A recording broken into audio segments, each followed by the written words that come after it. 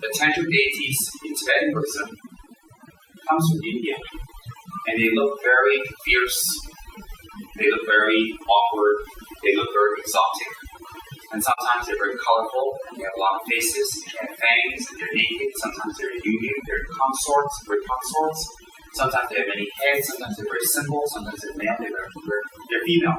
And the reason for that is, when you look inside the Buddhas, psychologically, they're all the same.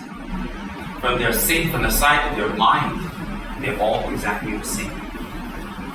But from their side, they're the same. They can change the colors, just like if we have 5-6 classes of glass. We have one is red, one is blue, one is yellow, one is purple. If we take the water, we put it in the blue one, the water looks blue. If we take the water out, we put it in the red one, the water looks red.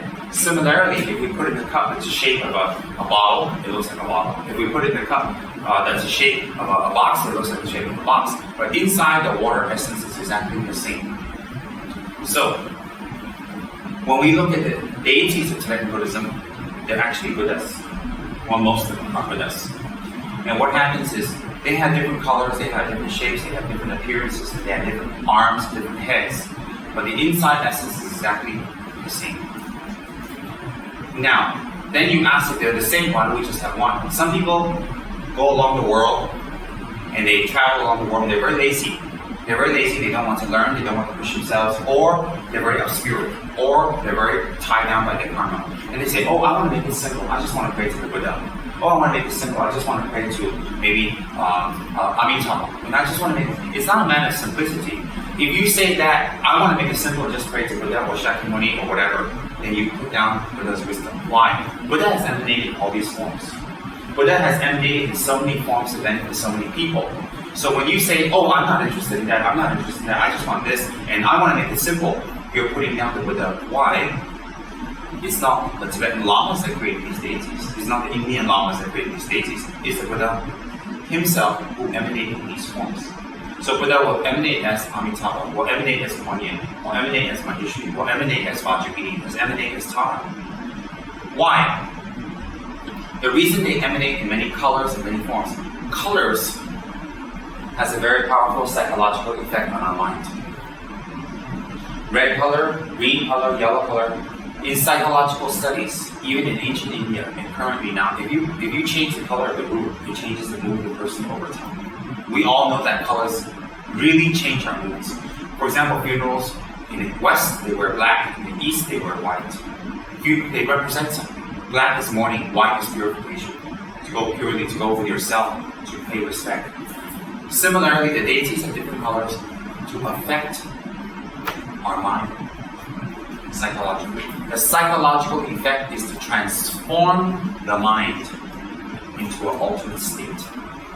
Example, the green of Tara is for someone who's extremely miserly, manipulative, and very, very controlling in regards to wealth and money and resources and material items. So there are people out there who are very manipulative, very sneaky, very controlling, or very scared in regards to money, in relationship to money. So green is the color that has to do with miserliness, that has to do with the transformation of miserliness, that has to do with the transformation of this miserly energy into generosity. So in Buddhism, we're not trying to take that energy away. We're trying to transform that energy. So miserly energy, the other side of the coin is generosity. The other side of the coin is miserly. It's all the same coin. It's just two sides. So what we want to do is we want to make the generosity transform. Otherwise, if you want to take it out and replace it, that would mean that you have to replace the person's mind. That is an aspect of their mind. You cannot replace a person's mind. The mind has ultimate nature. So therefore, you're not taking a person's mind out, selfish mind, and putting a generous mind in. You're using the exact same mind to transform it into its higher quality.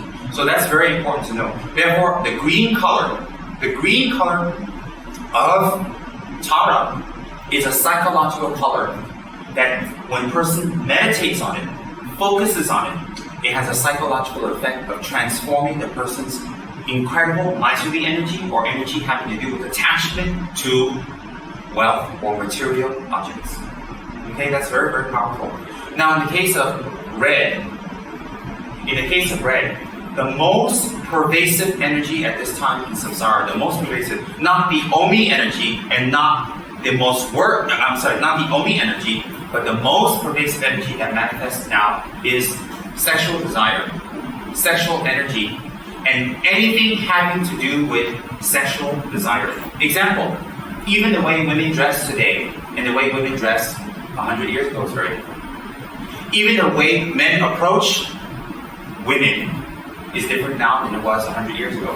So my point is that sexual desire has always been the same from day one. From day one till now, from the first day of samsara to now, sexual desire has been the same. If it's not been the same, we will not be taking rebirth. Why? It is by sexual or it is by desire we take rebirth. So to say 500 years ago there was less sexual desire and there is more now, that's wrong. But now the time for manifesting sexual desire is much stronger. So people are more willing to kill for sexual desire. People are more willing to do work for sexual desire. People are more willing to concentrate. If you look at the TV shows, it's always focusing on relationships. The ones that are most popular is about relationships. The breakage, the getting together, getting the new one. Why are soap operas and soap genres so exciting? They focus on who slept with who's with who separated who doesn't like who's wearing what, who's seducing who's suspected of seducing who. Always is about that. And these shows run for 20, 30 years, non-stop. Even the actors are aged, like General Hospital and all that, Bold and Beautiful. They're so aged already, but they're still using the same actors with a few new ones to spice it up. Why? What is it about? And what do the commercials run on? Even food products, they use some beautiful model there to insinuate sexual desire to buy the product. A piece of candy and a beautiful person has nothing to do with each other, but they make it in such a way that it taps into your sexual desire. I'm not saying that anyone here has more sexual desire or less sexual desire. No, listen very carefully. Everybody in this room, including me, everybody has the same amount of sexual desire. It's only how we manifest it. In this life, if we're born as a mute, as a retard, we're born retarded and we're not able to move or paraplegic, it doesn't mean we don't have sexual desire. It just means we do something else. Why? We can't manifest it. We can't manifest it. If we're 15 or 14 or 10 or 12 years old, we have a great amount of sexual desire. It just cannot manifest because we're too young. Similarly, if you're elderly. Similarly, if you're in a culture that is more restrictive. Similarly, if you're in a culture that's more open. So, how strong we manifest our sexual desire and how much we fight for it, how much we go for it, how much it brings happiness and unhappiness to us is dependent on environmental condition. So the environmental condition that we are born into determines how much we can manifest a certain type of affliction or emotional disturbance. That doesn't mean we have one emotional disturbance less than another. We're equal in that. And it doesn't mean that just because in this life you're not very interested in sex, that you are less sexual. It just means that in this life, maybe you were born into a society or parents or people that it's frowned upon. So you manifest maybe in anger or in making money or in something else. So my point is, in this day and age, sexual desire is not more. Sexual desire is more allowed to manifest. There's a difference. Some people say, oh, sexual desire is much, much more now. I don't agree. Why don't I agree? When I've studied and I checked the tantras out and I read the commentaries and I thought about it, I said, no. If sexual desire was more now, we can debate. Why would it be more now? Where the same sentient beings going in samsara again and again and again. Why would our anger be more? Why would our sexual desire be more? Our anger would be more. It's just that we have a chance to manifest anger. So in this life, we're born as a king, we can be angry easier. And people would have to take it. But if we're born as a sweeper in a shopping mall, we won't have a chance to express our anger. People just say, shut up. So every life is very, very different how we manifest. Similarly, today's world, the manifestation of anger, the manifestation of desire There's a more support system for them.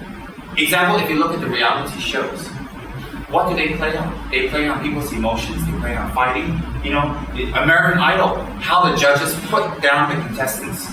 And the contestants get angry and protest back and talk. That's reaction right there. So people want that. What am I saying? Is that anger is even glamorized. It's being made into money now. So anger has more of an easier outlet to manifest. But all of us have the same amount of anger that we had previously. Sexual desire also has more outlet. So today in the world, pervasively, sexual desire has the strongest manifestation outlet. So therefore, Buddha predicted, in the future, sexual desire will be a very powerful delusion that is allowed to open up easier than other delusions because of the environmental conditions. He didn't predict that it will be more powerful sexual desire. It'll be more easier. Why? We have more time, we have more energy, we have more technology to assist us in doing more negative energy, more negative actions. We have air conditioning, we have light, we have electricity that helps us to stay home and do nothing, and we can watch TV. Technology has helped us to increase our delusions. Technology outwardly makes things easier. Technology has made people lazy. Technology has made people manifest their desires and their difficulties more easier. So therefore, to counter this, then Lord Buddha has manifested as Vajrayogini. Why does Lord Buddha manifest as Vajrayogini? Directly, the incarnation is Hiruka. Directly is Hiruka. Hiruka's practice is very complicated and very long and very, very, very time consuming. For people of the past where there's not a lot of technology, there's not a lot of things to do. Once you go home from the fields, once you get into your room, there's nothing to do but study or meditate or do nothing or sleep. How much can a person sleep? Even more condensed is Vajrayogini. Even more condensed. So today, according to Kapchen Tulku Rinpoche, the great achieving goal, the Yidam of today, the Yidam of the future, is Vajrayogini. The Yidam of the future. This is his own words, this is his own prediction. And that he encouraged it. He encouraged it. Why? Tulku Rinpoche himself is a master of all tantras. Kala Chakra, Hiruka, Buddha Samaja. In fact, His Holiness the Dalai Lama today is the greatest Buddhist master in the world. But his knowledge and his mastership came from somewhere. His mastership and his knowledge and his incredible wisdom came from his gurus. His gurus are Trijaya Rinpoche and Ling Rinpoche. These are his senior and junior tutors. Ling Rinpoche and Trijaya Rinpoche's root guru was Tulku Rinpoche. Exactly. So Tulku Rinpoche is the Dalai Lama's Gyupa Lama says lineage Lama. So we have to respect Tulku Rinpoche, Trijaya Rinpoche, and Ling Rinpoche very, very much. We can't criticize, we can't think this, we can't think that. Because in all of our sadhanas, whether it's Yamataka, or Hiruka, or Vajrayogini, their names are in it. So we'll pray, to your Holiness the Dalai Lama, the 14th Dalai Lama, we request your blessings. Then we have to go to their lineage Lama, to your Holiness Trijaya Rinpoche, we request your blessings. To your Holiness Ling Rinpoche, we request your blessing. To your Holiness Tulku Rinpoche, we request your blessing. So it's like that. So if you say, this one's not good, but this one's good, then there's a break in the blessing. You can't do that. So my point is, according to Tulku Rinpoche, who is the lineage master of all of us, he recommended Vajrayogini for all of us. Why? Yamataka, Buddha Samaja, Kala Chakra, all these practices are supreme. And they were the main practices of Lord Tsongkhapa themselves. But to practice those practices, you have to have Lord Tsongkhapa's qualities. If you don't have Lord Tsongkhapa's qualities, you won't be able to practice something like that. Lord Tsongkhapa's quality is he didn't waste time on his body. We're trying to live long, we're trying to keep it healthy, we're trying to keep it going, we're trying to make it all comfortable and very nice. We're always focused on making our body comfortable and happy, so that we can live long, so we can be healthy. Lama Tsongkhapa lived to about 50 plus and died, but he became a Buddha. We live to 80, we're still in samsara. I'd rather live to 50 and be a Buddha than live to 80 and still be in samsara in my next life. So for me, for real Buddhist practitioners, taking care of the body is part of the practice, it's not the practice. It is part of the journey, it is not the end of the journey. So therefore, Lama Tsongkhapa has a lot of patience. Lama Tsongkhapa has a lot of patience to study and master the teachings and understand the teachings. Lama Tsongkhapa's focus was not money. Lama Tsongkhapa got a lot of money and a lot of offerings from a lot of people, but he wasn't calculative or sneaky, or he wasn't miserly with his money. He was extremely generous. Why was he generous? He wasn't attached to it. Why wasn't he attached to it? He had a different focal point. He was very famous. He was very, very famous, very well known throughout the ancient world. But he didn't focus on that. So my point is, Lama Tsongkhapa has all these qualities of perseverance, endurance, generosity. He has all these qualities to practice all these high deities. You and I don't have the qualities that Lama Tsongkhapa has on such a level. Because we don't have that practice on such a level. To practice such deities is quite difficult for us. So what happened is a manifestation of all these deities is in the form of Vajrayogini. Vajrayogini has the same qualities as those deities. Same, because a Buddha is a Buddha, but with much less work. Even to hear the name of Vajrayogini, even to hear the name of her practice, or to understand the practice, or to be in the presence, to know the practice, you have to have merits. You have to have merits. If you don't have merits, you won't be able to hear it. If you don't have merits, anything having to do with her, you will not be able to be there, or attend, or go near, or have any type of interest in. Even if you're in the room, you won't be able to stay focused. Your body will take over. Because I have many people in Dharma talks who cannot focus, who cannot even stay awake when we talk about the Dharma. But when they're out of the Dharma, they're very awake. When they're in the Dharma, we've seen in the past students, when they're in the Dharma, immediately they fall asleep, or they can't focus, or something goes wrong, or they become agitated. But when they're out, before and after, no problem. That's a sign of their merits. So therefore, and some people even, they have very strong karma with their guru. They have very strong karma with some teacher. But because their observation is very, very strong. Their negative karma is very strong. If someone says something immediately, they say, oh no, I'm not going to go to that Lama anymore. Why? They said this, they said this, they said this. These are all obstacles. Obstacles that manifest from who? From themselves. Why? If a Lama is bad, everybody must see them bad. How come some people see them good, some people see them bad? That means the Lama is not good or bad. It must be the object. It must be the person receiving them. Very simple. Very logical. So the object itself is not inherently, meaning naturally good or bad. It is the perception of the person, according to their karma and their environmental conditions. So therefore, the red color of Vajrayogini is specifically to counter desire, lust. Then you think, well, what about anger? What about jealousy? What about miserliness? Oh, it's definitely there. You see, each Buddha, you can't say, oh, Tara has conquered miserliness, but she still has desire. That's why she's green. Then Vajrayogini is red. She's conquered desire, but she's overcome jealousy. She's conquered desire, but she still has miserliness. That's impossible also. So why the manifestation? Because Vajrayogini's practice more focuses on destroying all the negative qualities in us via the channel of desire. Tara's practice destroys all the negative qualities in us, focused via on miserliness.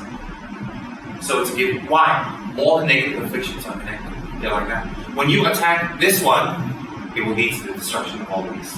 Why? They're connected. One cannot exist without the other. So therefore, when you destroy one, all the others get destroyed. So therefore, in Vajrayogini's, this one is more stronger, the red. In Tara, this one's more stronger. But if you go this way, you destroy all of this. If you go this way, you destroy all of this. Does everybody understand that? I want to give you a little overview of why. Now, the faces of the deities, alright, the faces of the deities, and how many they have, and their expressions, represent a certain affliction we have. Represent a certain mood we have, and a certain anger, or a certain type of manifestation that we have. And each face, and each color, and each mood counters that problem. How many arms a deity has also represents the type of methods the deity uses to counter your problems. Even what the deity holds, the implements of what the deities hold is the method the deity uses in his or her meditation to counter our problems. Similarly, what the deity steps on. Sometimes you see other deities, sometimes you see animals, sometimes you see gods, sometimes you see demons. What they step on is not what they actually are stepping on. What the deities are stepping on are the type of afflictions and difficulties and problems and obstacles from your karma that this deity will be very effective on stepping on. So what they step on is a clear visual manifestation of your personal obstacles and attachments, and they're very quick to counter.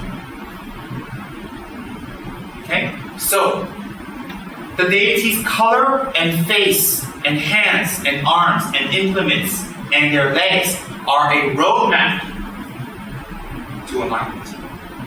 And a roadmap tells you what method the deity will use for you to become enlightened. What method? Does everybody understand that? Any questions on that?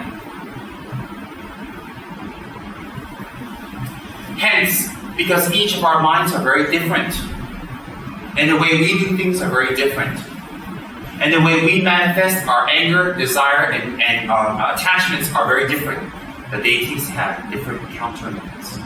So over time, the deities remanifest, the Buddhas remanifest different forms, different sadhanas, different colors, different hands, different positions to counter the problem most prevalent. So today's problem that's very prevalent is desire. So the one that counters that very much is Vajrayana. Hence, for our center, in accordance with my guru, Khenso Lobsang Tantric Rinpoche, my guru in New Jersey, I follow his example. This is my first guru when I was very young. I chose Vajrayana for the center. Vajrayana is not necessarily my main practice, but I chose it for the center. Why? Because today's time, that is most prevalent. Most prevalent. Right? So, when you look at the different deities, you shouldn't think which one is more powerful, which one's more effective, which one's more better. Why? That would deduce that one Buddha is more better than the other. That's impossible. But you should think, which one is more appropriate for me at this time? That one's a better way of looking at it. Alright? So they have different colors and different faces and different arms and different implements. Why? Because they encounter certain psychological problems and attachments and difficulties at different periods at different times. So Vajrayani's form like this, as Vajrayana was very effective maybe 200-300 years ago. It's still, if you put her on the altar in that form of worship, it's the same as a Buddha. But now her form is in the form of Naropa Sakini or Narapacha, which manifested recently, inverted commas recently, which is much more effective for people today. Why? She definitely counters anger. Her face is slightly angry like this. Her face is slightly angry with a smile, representing she will counter your anger. Her face is slightly blissful like this. Her face is two moods, wrath and bliss. Hiroka has four moods like this.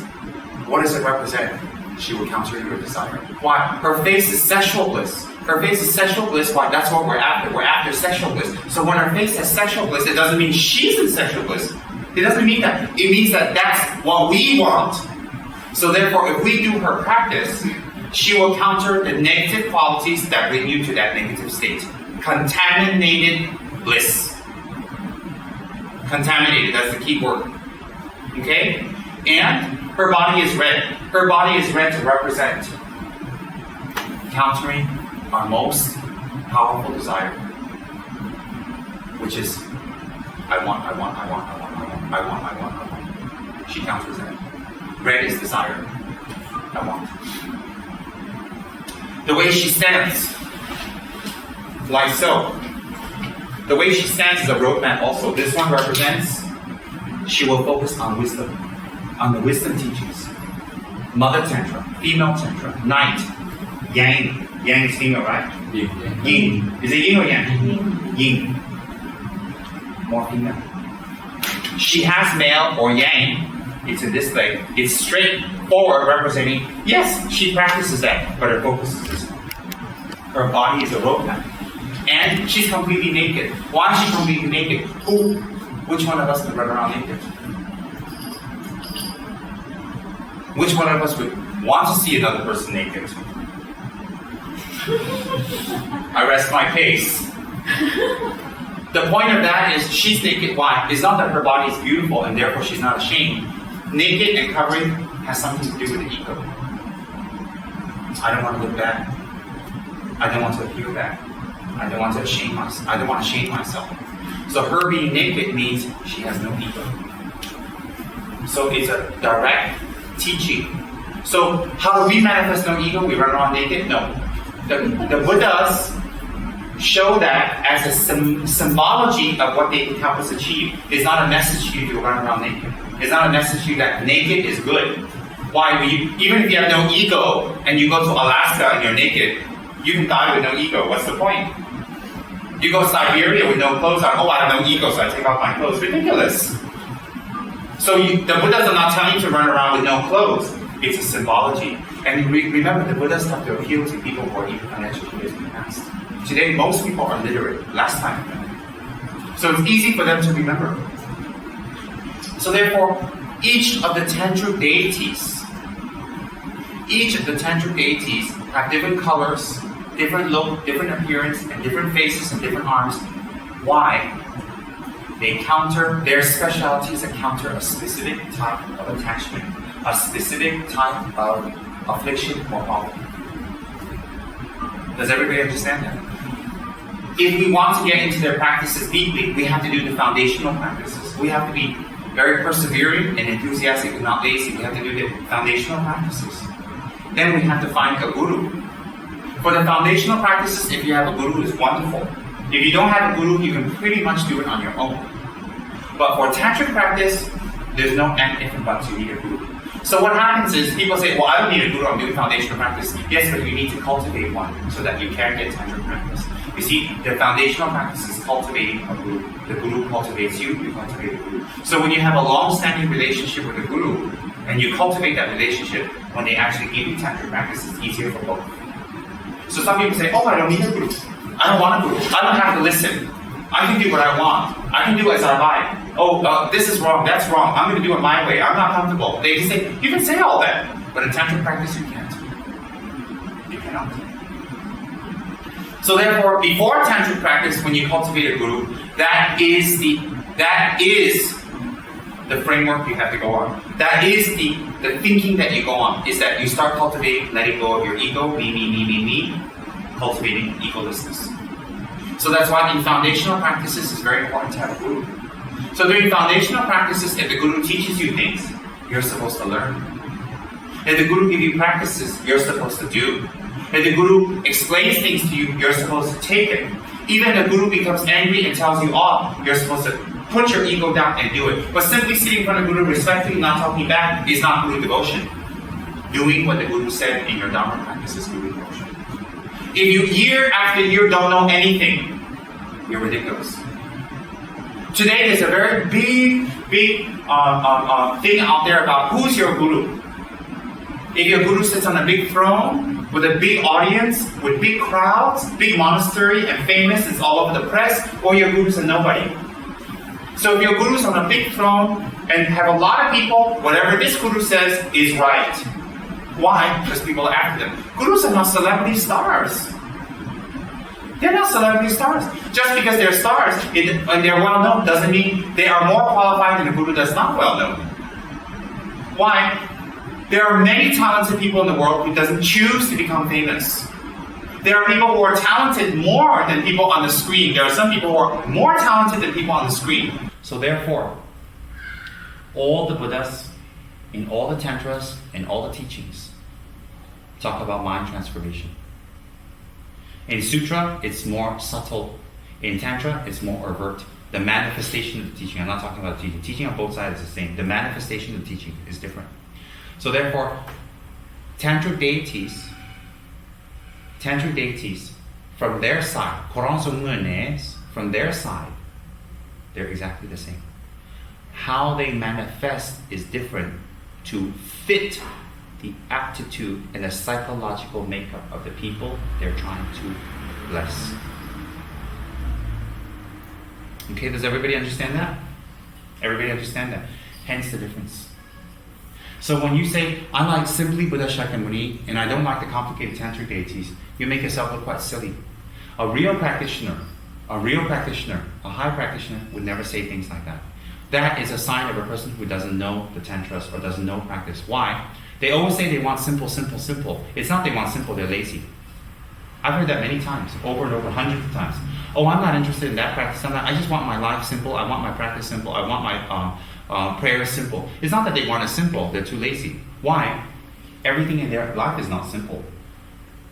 They made so many complications with kids, they made so many complications with cars, with money, with women, with business.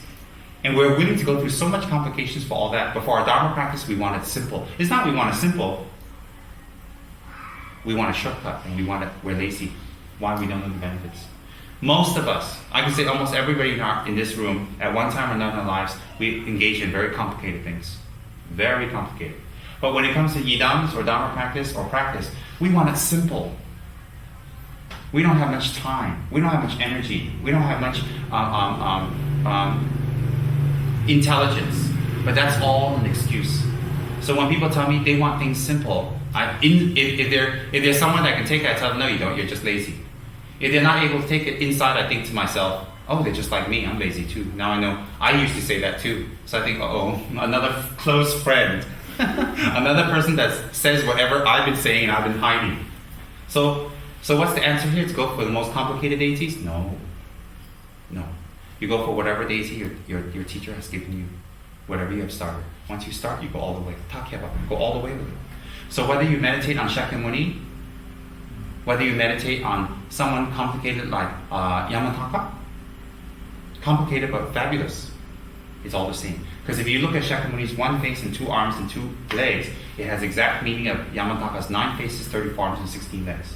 If you look at Yamataka's 9 faces, 34 arms and 16 legs, all the meanings condensed in Shakyamuni's 1 face and 2 arms. So which deity you look at, you're going to have to know more. For people like me, I find Yamataka or Vajrayogini easier than Shakyamuni. Why? They openly display the teachings of the path on their hands, on their color, on their body, on their pose, on their implements. Openly. It's like Vajrayogini and Yamataka, it's like they're holding a signboard. This way to enlightenment. Why? Whatever they're holding, whatever their color, whatever their implements, point clearly to different facets of enlightenment. Whereas Shakyamuni, he's not holding any hand signs. You have to memorize it. Why do you have to memorize it? He looks just like us. Actually, so Tantric deities are a little more exciting in a way of they have more road signs than enlightenment. Does that make sense? So people say, oh, it's so complicated, it's so colorful, there's so many faces, they're so fierce. They're so kind. They're so kind. Yamataka is very kind to show himself with a buffalo head and chance the chance that you might run away from fear. Buddha Shakyamuni didn't take as many chances as Yamataka. He looks nice, he just attracts you. But Yamataka is quite brave. And Vajrayogini is even more braver. Where in the world would a naked, beautiful lady run around and command respect? Certainly not. Imagine you brought a beautiful lady home naked and introduced to your mother. She said, no, you gotta find somebody else. Imagine that. Imagine in China, a beautiful naked lady walks around. Or imagine in Iraq, a beautiful naked lady walks around. Cannot.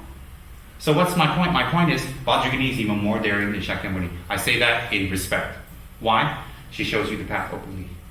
So Tantric deities are very interesting because They show us the path to enlightenment with their body color, with their face, with their stance, with their facial expression, with their eyes, with the number of hands, with their implements, what they're stepping on, and their pose.